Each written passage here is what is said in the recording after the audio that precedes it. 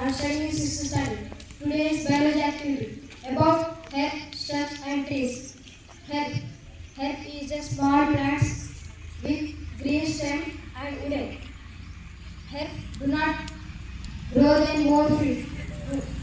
Do not grow more than 4 feet. Is called as herb. Example. Example, grass. Grass is a herb. Example. Shrub. Shrubs are middle size of plants with hard stems and wood. Is called as herb. Shrubs. Example. Lemon tree. Lemon tree is a shrub's example. Tree. Tree is a tall plant with hard stems and wood. Is called as trees. Example. Example, mango tree. Thank you.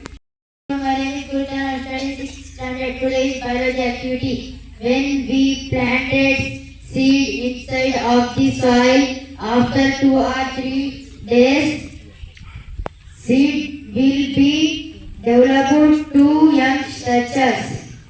One can develop above side of the soil is called as humule. One can develop downside of the soil is called as radicle. Finally, radicle can develop into root system. Root system divided 3 types. 1. Primary or taproot system. 2. Fibrous root system. 3rd. Adventitious root system. Primary or taproot system. From the radicle primary root